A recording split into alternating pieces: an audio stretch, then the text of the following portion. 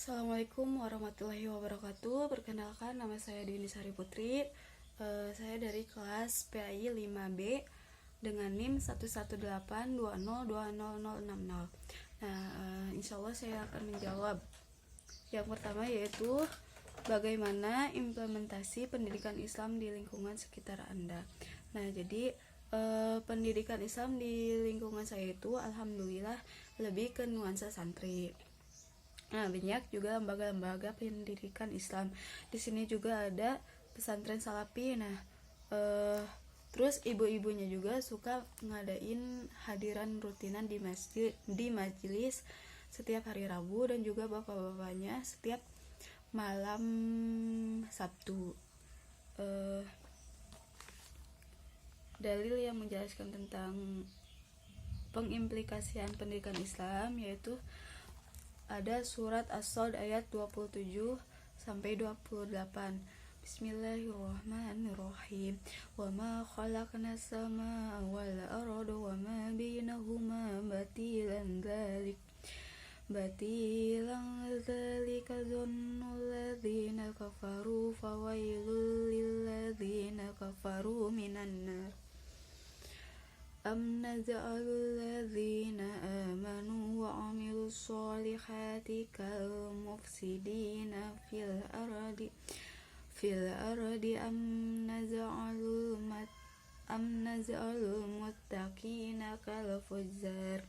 Nah, dari ayat tersebut dapat diambil pelajaran bahwa kita hendaknya berbaik sangka, tidak berburuk sangka kepada Allah atas segala yang diciptakannya di muka bumi, yaitu bahwa Allah telah menciptakan alam ini untuk kenyamanan dan kesejahteraan manusia.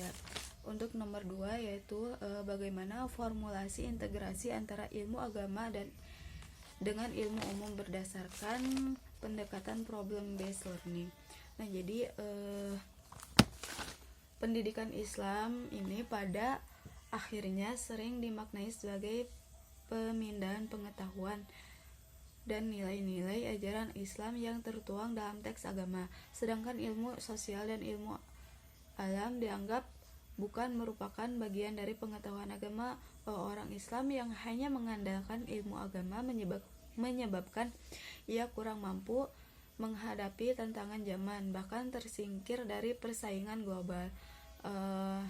Contohnya itu, kita itu harus saling bertoleransi, misalkan baik itu unsur agama ataupun unsur umumnya. Nah, misalkan contohnya yaitu pada hari raya. Nah, pada hari raya Idul Fitri kita itu saling menoleransi, baik itu kan agama Islam ya. Jadi suka ada ucapan-ucapan selamat hari raya Idul Fitri gitu dari agama lain. Nah, dalil yang menjelaskannya itu surat Al-Baqarah ayat 31. Bismillahirrahmanirrahim. Wa'allama Adamal asma'a kullaha thumma aradahum 'alal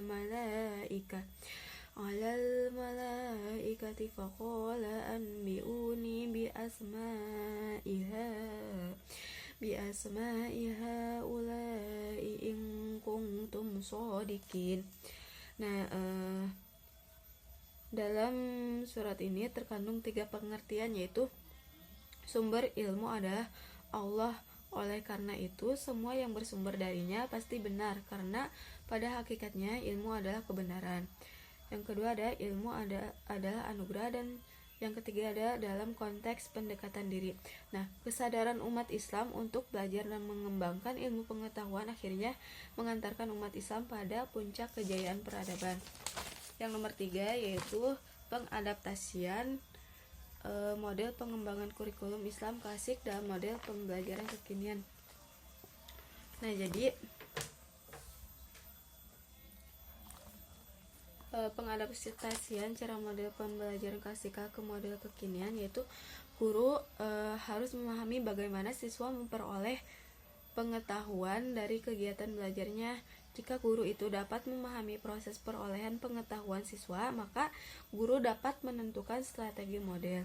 Nah, Cara pengadaptasiannya mungkin dengan cara guru itu mulai membiasakan dari yang tadinya menggunakan model pembelajaran klasikal, kemudian menggunakan model pembelajaran yang kekinian.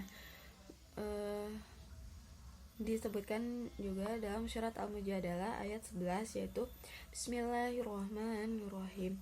Yarfa'illahu alladzina amanu minkum walladzina utul ilmi darajatin wallahu bima ta'maluna khabir. Allah akan meninggikan orang-orang yang beriman di antaramu dan orang-orang yang diberi ilmu pengetahuan beberapa derajat. Nah, untuk yang nomor 4 yaitu tujuan pendidikan Islam. Yang pertama ada prinsip integrasi atau tauhid. Prinsip ini yang memandang adanya wujud kesatuan antara dunia dan akhirat. Yang kedua ada prinsip keseimbangan, yakni merupakan bentuk konsekuensi dari prinsip integrasi keseimbangan yang proporsional antara muatan ruhania dan jasmania. Yang ketiga ada prinsip persatuan dan pembebasan.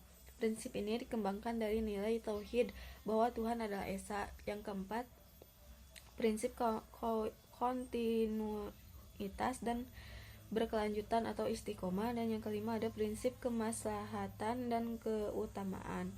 Nah, mungkin itu saja yang dapat saya sampaikan, kurang lebihnya mohon dimaafkan.